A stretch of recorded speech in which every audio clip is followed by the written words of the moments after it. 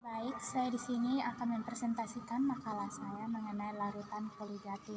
Ada 4 pembahasan pokok yang akan saya bahas. Yang pertama, pengertian sifat koligatif larutan. Sifat koligatif larutan adalah sifat larutan yang tidak tergantung pada jenis zat terlarut, tetapi bergantung pada banyaknya partikel zat terlarut dalam larutan. Sifat koligatif larutan dapat dibedakan menjadi 2 macam, yaitu sifat larutan elektrolit dan non-elektrolit.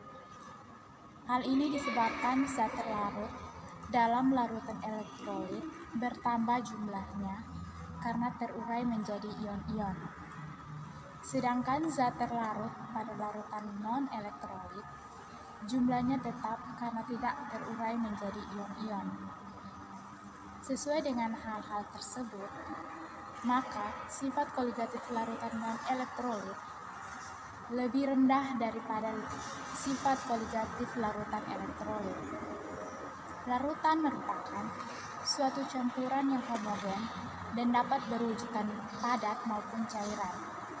Akan tetapi, larutan yang paling umum dijumpai adalah larutan cairan, di mana suatu zat tertentu dilarutkan dalam pelarut berwujud cairan yang sesuai hingga konsentrasi tertentu. Yang kedua, yaitu sifat koligatif larutan elektrolit dan non-elektrolit. Yang pertama kita lihat dari sifat-sifat koligatif larutan, yaitu sifat larutan encer yang tidak mudah menguap dan hanya bergantung pada jumlah partikel zat tertentu atau tidak bergantung pada jenis zat tertentu.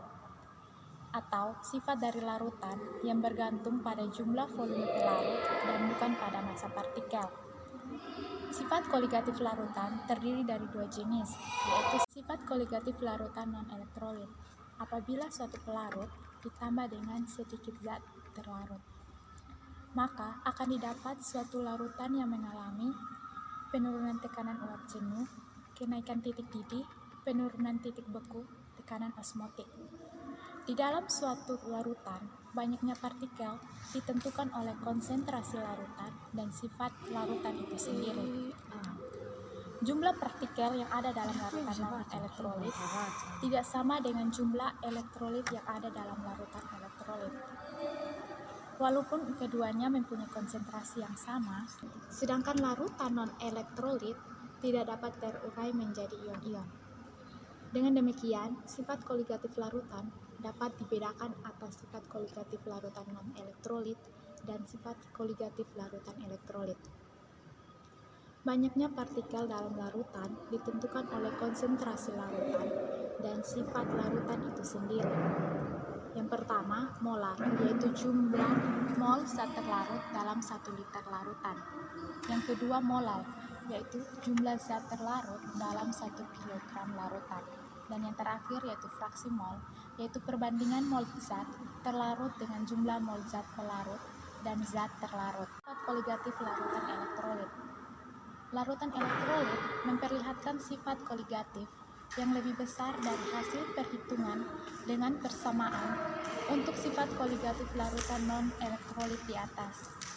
Perbandingan antara sifat koligatif larutan elektrolit yang terlihat dan hasil perhitungan dengan persamaan untuk sifat koligatif larutan non-elektrolit. Menurut Van Hoff, besarnya selalu tetap dapat diberi simbol I. I itu artinya tetapan atau faktor Van Hoff. Yang kedua, sifat koligatif larutan non-elektrolit. Yang pertama, ada penurunan tekanan uap. Molekul zat cair yang meninggalkan permukaan menyebabkan adanya tekanan uap zat cair. Semakin mudah molekul-molekul zat cair berubah menjadi uap, makin tinggi pula tekanan uap zat cair. Apabila tekanan zat cair tersebut dilarutkan oleh zat terlarut yang tidak menguap, maka partikel-partikel zat terlarut ini akan mengurangi penguapan molekul-molekul zat cair. Laut mati adalah contoh terjadinya penurunan tekanan uap pelarut oleh zat terlarut yang tidak mudah menguap. Air berkadar garam sangat tinggi ini terletak di daerah gurun yang sangat panas dan kering, serta tidak berhubungan dengan laut bebas, sehingga konsentrasi zat terlarutnya semakin tinggi. Maka persamaan penurunan tekanan uap dapat ditulis delta P sama dengan P0 kurang T. P0 lebih besar dari T. Dengan keterangan P0 sama dengan tekanan uap zat cair murni dan P tekanan uap larutan. Pada tahun 1878, Marie Francois-Raoult, seorang kimiawan asal Prancis, melakukan percobaan mengenai tekanan uap jenuh larutan. Sehingga ia menyimpulkan tekanan uap jenuh larutan sama dengan fraksi mol pelarut dikalikan dengan tekanan uap jenuh pelarut murni. Kesimpulan ini dikenal dengan hukum Raoult atau dirumuskan dengan P sama dengan P0 kali XP. Delta P sama dengan P0 kali delta T. Dengan keterangan P sama dengan tekanan uap jenuh larutan, P0 tekanan uap jenuh pelarut murni, XP fraksi mol zat pelarut, dan XT fraksi mol zat terlarut. Contoh penerapan penurunan tekanan uap, yaitu laut mati. Laut mati adalah contoh terjadinya penurunan tekanan uap pelarut oleh zat terlarut yang tidak mudah menguap. Air berkadar garam sangat tinggi ini terletak di daerah gurun yang sangat panas dan kering, serta tidak berhubungan dengan laut bebas, sehingga konsentrasi zat terlarutnya semakin tinggi. Pada saat berenang di laut mati, kita tidak akan tenggelam karena konsentrasi zat terlarutnya yang sangat tinggi. Hal ini tentunya dimanfaatkan sebagai sarana hiburan atau rekreasi. Penerapan prinsip yang sama dengan laut mati dapat kita temui di beberapa wisata di Indonesia yang berupa kolam api. Yang kedua, kenaikan titik didih. Titik didih zat cair adalah suhu pada zat cair mendidih. Pada suhu ini, tekanan uap zat cair sama dengan tekanan udara di sekitarnya. Hal ini menyebabkan terjadinya penguapan di seluruh bagian zat cair. Titik didih zat cair diukur dengan tekanan 1 atmosfer.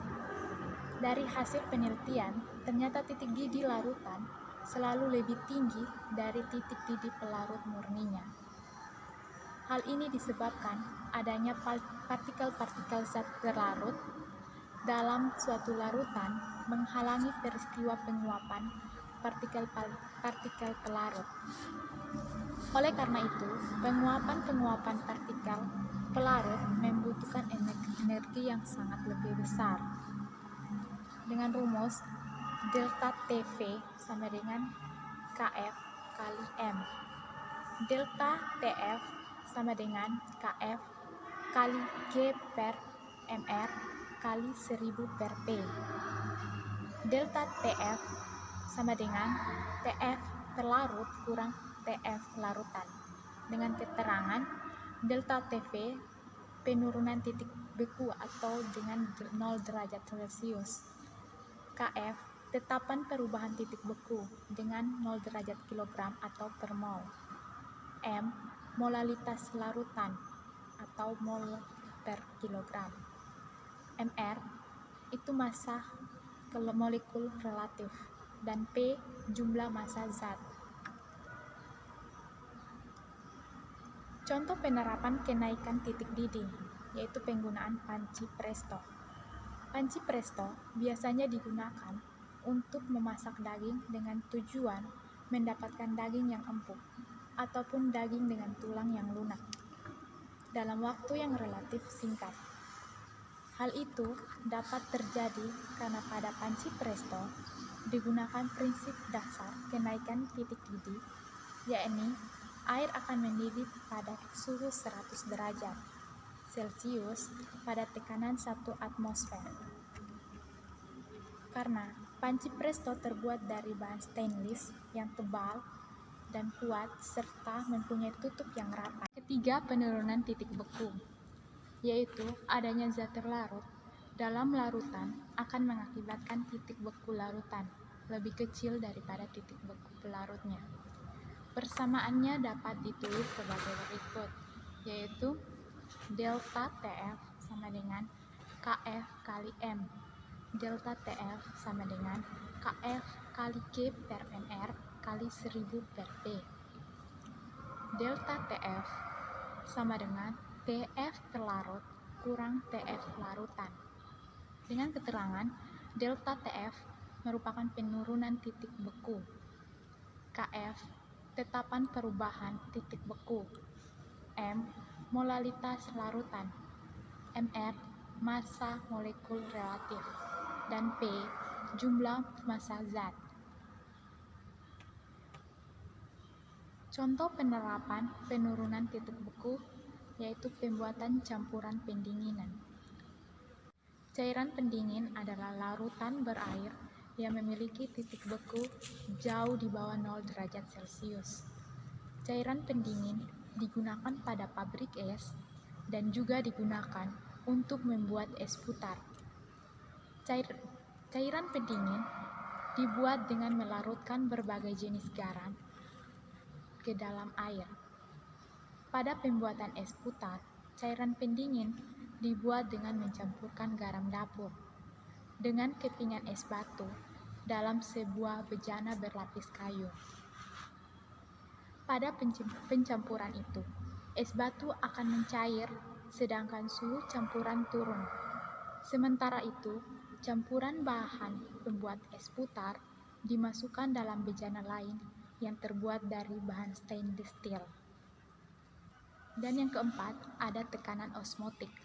Tekanan osmotik adalah gaya yang diperlukan untuk mengimbangi desakan zat pelarut yang melampaui selaput semipermeabel ke dalam larutan. Membran semipermeabel adalah suatu selaput yang dapat dilalui molekul-molekul pelarut dan tidak dapat dilalui oleh zat terlarut. Menurut Van Hoff, tekanan osmotik dapat dirumuskan sebagai berikut.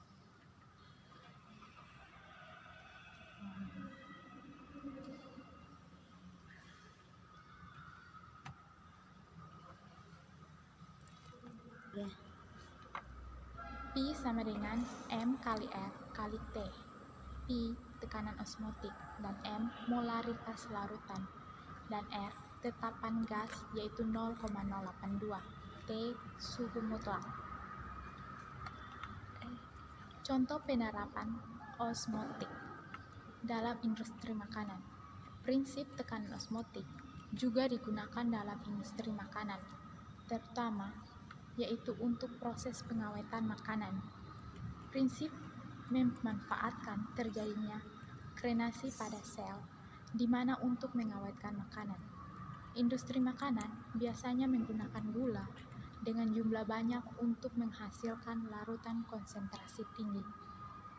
Dengan larutan konsentrasi tinggi atau hipertonik, maka ketika ada bakteri yang datang tidak dapat bertahan hidup, karena air dalam sel bakteri akan mengalami osmosis keluar di dinding sel menuju larutan gula dengan konsentrasi tinggi.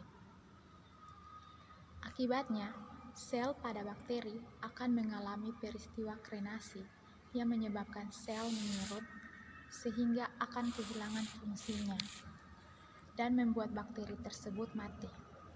Selain menggunakan gula, biasanya juga dapat digunakan garam. Metode ini biasanya dilakukan pada ikan yang diasinkan terlebih dahulu sebelum dipasarkan. Hal ini bertujuan untuk mengawetkan ikan tersebut karena dalam kondisi konsentrasi tinggi menggunakan garam.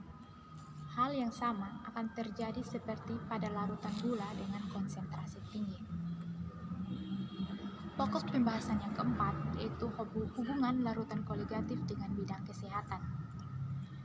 Sifat koligatif adalah sifat-sifat fisik larutan yang hanya bergantung pada konsentrasi partikel zat terlarut. Tetapi pada jenisnya, sifat koligatif larutan meliputi tekanan uap, penurunan titik beku, kenaikan titik didih, dan tekanan osmotik. Sifat koligatif, terutama penurunan titik beku dan tekanan osmosis, memiliki banyak kegunaan dalam kehidupan sehari-hari. Beberapa penerapan penurunan titik beku dapat mempertahankan kehidupan selama musim dingin. Penerapan tekanan osmosis ditemukan di alam, dalam bidang kesehatan, dan dalam ilmu biologi. Yang pertama, pembuatan cairan fisiologis. Cairan fisiologis merupakan cairan isotonis dengan cairan tubuh kita. Contoh cairan fisiologis adalah cairan infus dan obat tetes mata. Saat ini, cairan isotonis juga dikembangkan dalam industri minuman, suplemen untuk memenuhi kebutuhan cairan. Cairan infus dan tetes mata merupakan cairan fisiologis dan isotonis dengan tubuh kita. Yang kedua, ada mesin cuci darah. Contoh aplikasi prinsip tekanan osmotik dalam bidang medis yaitu terjadi pada proses cuci darah atau yang juga dikenal dengan dialisis.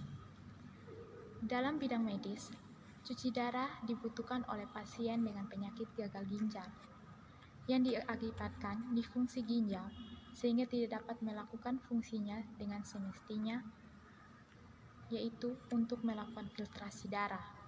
Akibatnya, jika darah tidak melalui proses filtrasi, yaitu dapat merusak organ tubuh.